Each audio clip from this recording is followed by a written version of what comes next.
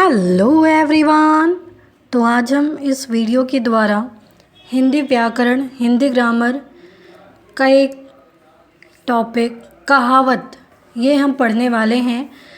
इसको हमने इससे पहले वाले वीडियो में भी पढ़ा है।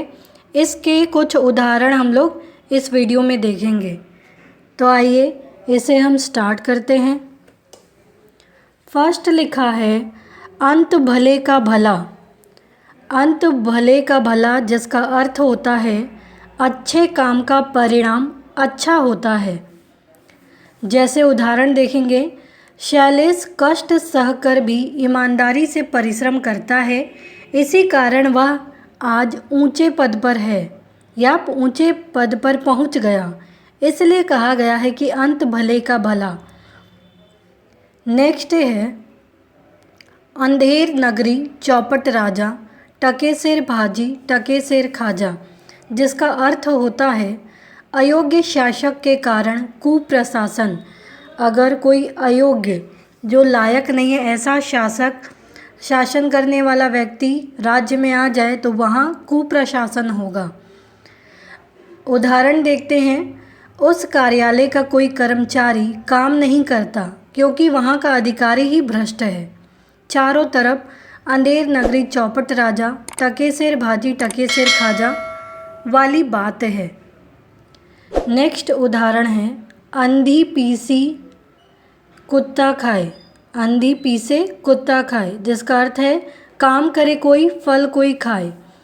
पिता ने दिन रात कमाई करके धन इकट्ठा किया और उसका बेटा मौज उड़ाते उड़ाते नहीं थकता। इसी को कहते हैं अंधी पीसी कुत्ता खाए, अर्थात मेहनत करे कोई और उसके पैसों को उड़ाए कोई और। नेक्स्ट है अब पछताए होत क्या जब चिड़िया चुग गई खेत, जिसका अर्थ है हानि हो जाने पर पछताने से क्या लाभ। जैसे हानि हो गई है उसके बाद पछताने से कोई लाभ नहीं है। जैसे पहले तो बहुत समझाने पर भी तुमने परिश्रम नहीं किया, अब असफल हो गए तो आंसू बहाने लगे। क्या तुम नहीं जानते अब पछताएत होत क्या जब चिड़िया चुग गई खेत। जब परिश्रम करना था तब परिश्रम किया नहीं और बाद में जब उसका रिजल्ट आया तब असफल हो गए तो इस समय आंसू बहाने से कोई लाभ नहीं है। नेक्स्ट उदाहरण है मार के पीछे भूत भागे, जिसका अर्थ है किसी की तरह से समस्या का हल करना, किसी भी तरीके से समस्या का हल करना। जिसका उदाहरण है जब समस्या हद से बढ़ जाती है तब सरल उपाय के बजाय कठिन या शिक्षात्मक रवैया अपनाना। नेक्स्ट है आँख का अंधा नाम नयन सुख, यानी गुणों के विरुद्ध नाम होना कि नाम तो बहुत अच्छा है लेकिन गुण उसमें कुछ भी नहीं है। जैसा नाम रखा गया है उसके अकॉर्डिंगली वो नहीं है। उदाहरण दिया है उसका नाम तो है वीर सिंह, मगर वह रात में चूहे से डर गया। उसे देखकर तो यही कहावत याद आती है, आँख का अंधा नाम नयन सुख। नेक्स्ट उदाहरण है आए थे हरिजन हरि भजन को ओटन लगे कपास, अर्थात अच्छा काम छोड़कर महत्वहीन काम में लग जाना। उदाहरण तुम्हें छात्रावास में इसलिए भेजा था कि तुम परीक्षा में अव्वल आ सको, पर तुमने तो यहाँ रहकर क्या की, बेकार की बातों में समय बर्बाद शुरू कर दिया।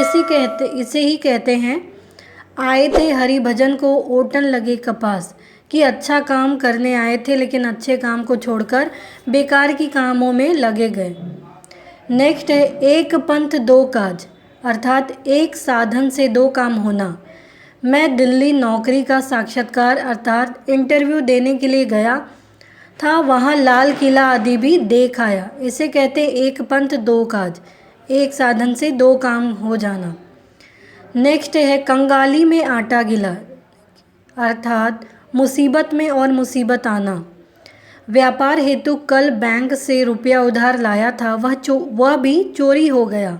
सच है कंगाली में आटा गिला घर। एक मुसीबत तो थी ही, उसके बाद दूसरी मुसीबत आ गई। नेक्स्ट है कहाँ राजा भोज कहाँ गंगू तेली, अर्थात दो व्यक्तियों की स्थितियों में अंतर होना। उस साधारण गायिका की तुलना लता मंगेशकर से करना उचित नहीं। कहाँ राजा भोज कहाँ गंगू तेली, मतलब दोनों में कितना अंतर है। नेक्स्ट है ईश्वर की माया कहीं धूप कहीं छाया, अर्थात भाग्य की विचित्रता। कुछ लोग दूसरों के लिए मंदिर तथा धर्मशालाएं बनवाते हैं तथा कुछ अपने लिए एक समय का भोजन नहीं जुटा पाते। इसे कहते हैं ईश्वर की माया कहीं धूप कहीं छाया। भाग्य भी कितना विचित्र है कि एक लोग तो लोगों के लिए धर्मशालाएं बनाते हैं, मंदिर बनवाते हैं, और दूसरी तरफ लोगों को खाने को भी नहीं मिल रहा है।